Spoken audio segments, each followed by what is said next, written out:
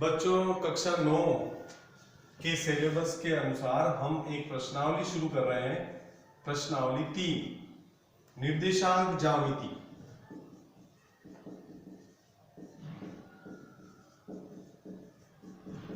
निर्देशांक ज्यामिति ये अपनी प्रश्नावली का नाम और जो सवाल अपने को पूछे जाने हैं उनको हम यहां समझने वाले हैं। देखिए, निर्देशांक ज्यामिति गणित की एक शाखा होती है जिसमें हम किसी समतल में बिंदुओं के बारे में पढ़ते हैं, उन बिंदुओं के बीच में कितनी दूरी है उसके बारे में पढ़ते हैं। इसी तरह से बहुत सारा काम। अभी हम बात करें जो समतल होता है उसको हम दो तरह की अक्षों से विभाजित करते हैं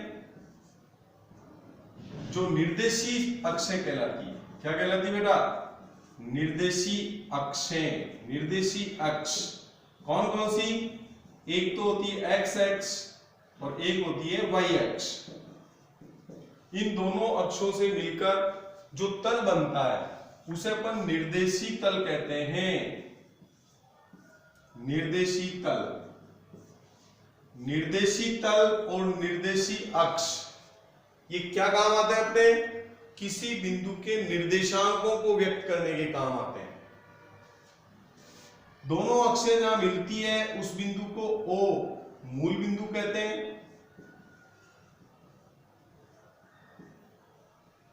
साथ ही जो चार भाग हमें प्राप्त हुए हैं एक्स एक्स और वाई अक्ष से, एक्स एक्स एक क्षैतिज रेखा होती है जबकि वाई अक्ष एक ऊर्ध्वाधर रेखा होती है।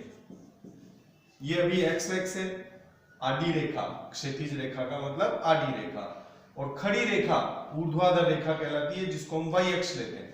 दोनों अक्षों के सापेक्ष किसी बिंदु की स्थिति देखने के लिए हमारे पास इस तरह से चार डिब्बे बने, चार खाने बने। इसे अपन प्रथम चतुर्थांश बोलते हैं। क्या बोलते हैं बेटा?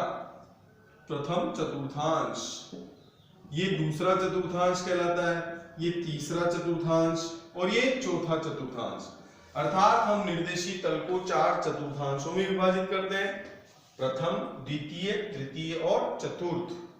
घड़ी की उल्टी दिशा में लेते हैं अपन। देखो घड़ी की उल्टी दिशा इधर चल रहे हैं, घड़ी ऐसे चलती तो अपन ने पहले के बाद दूसरा इधर नहीं लिखा, ऐसे नहीं चले, पहला, दूसरा, तीसरा और चौथा। तो सबसे पहले तो ये जानकारी अपने को हो जानी चाहिए कि निर्देशी अक्ष क्या होती है, निर्देशी तल क्या होते हैं, निर्देशी अक्षों से कितने चतुर्थांश बनते हैं, कौन से चतुर्थांश का क्या नाम है। ये सब जानकारी होने के बाद हम किसी बिंदु की स्थिति इस निर्देशी तल में देखना चाहते हैं। प्रैक्टिकली दैनिक जीवन में किसी वस्तु की किसी समतल में स्थिति को देखने के लिए हम निर्देशांक ज्यामिति को काम में लेते हैं। अभी मैं कोई बिंदु मान के और इस समतल में प्रदर्शित करना चाहूं और मेरे पास इस तरह से पैमाने हैं।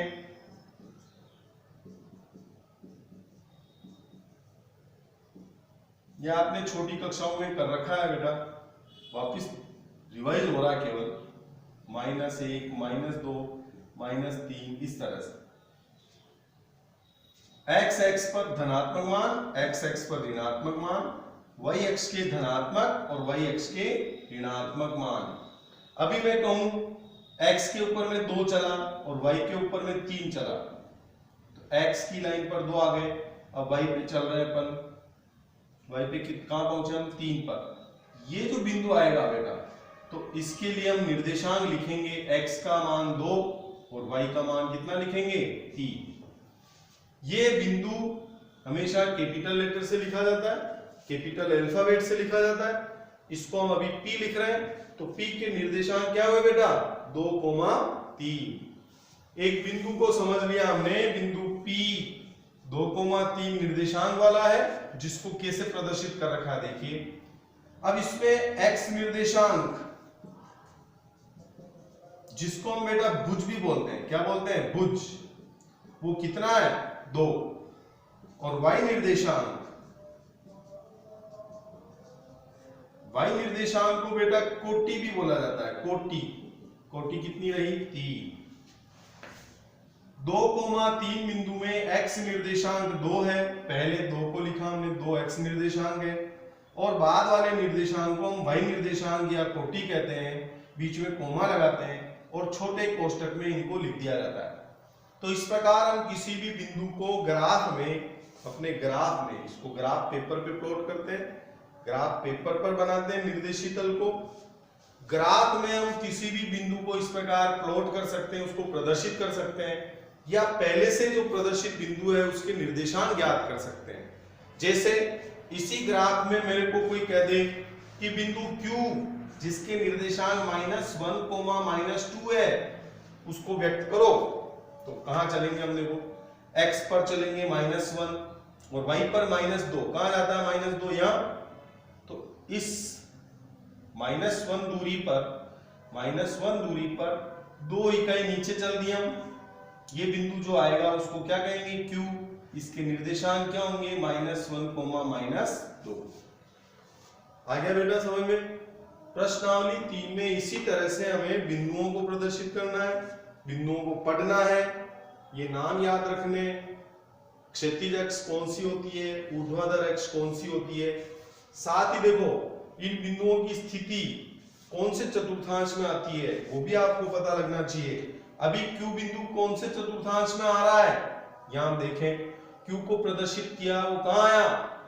पहला, दूसरा और तीसरा चतुर्थांश। कौन से चतुर्थांश में बेटा? तृतीय चतुर्थांश।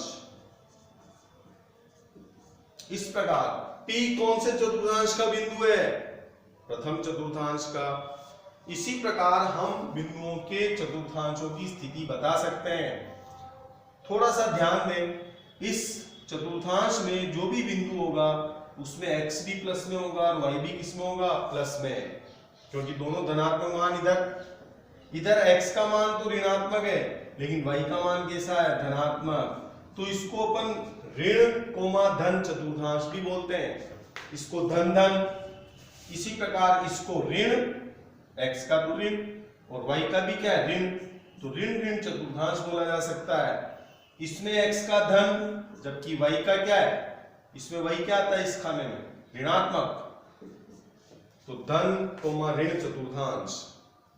प्रथम, द्वितीय, तृतीय और चतुर्थ चतुर्थांश के लिए हम ये चिन्ह भी काम में ले सकते हैं।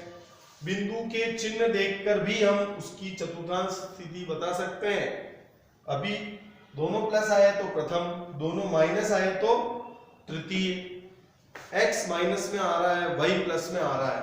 जैसे मान लो एक बिंदु R है जिसके निर्देशांक -2, 5 होते, तो ये कहां जाता है बिंदु?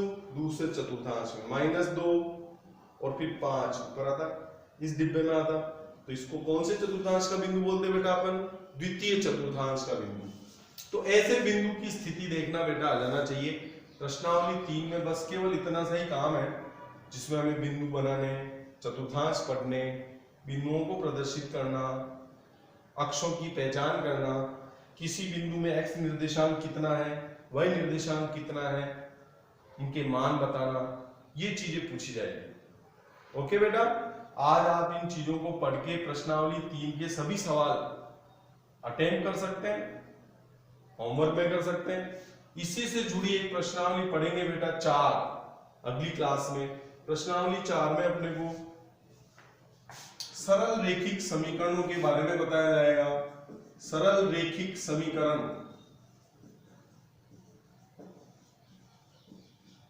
और वो भी 2 चरों में। 2 चरों की रैखिक समीकरण क्या होती है, उसका हल क्या होता है, हल बिंदु कैसे ज्ञात करते हैं, उन हल बिंदुओं को ग्राफ में कैसे प्रदर्शित करते हैं, ये सारी चीजें प्रश्नावली 4 में आएगी। अपने सिलेबस में 4.1 है और 4.3 है और 4.2 भी। 4.1 अपने को करनी है, 4.2 करनी है और 4.3 करनी है। 4.3 के कुछ सवाल करने हैं और 4.4 में सारे सवाल करने हैं। 4.3 में 1-2 सवाल हम समझेंगे, मेनली 4.1, 4.2 और 4.4 अपने को करनी है, जो कि अगली क्लास में, अगले वीडियो में आपको बताई जाएगी। आज आप प्रश्नावली 3 का काम करेंगे। ओके।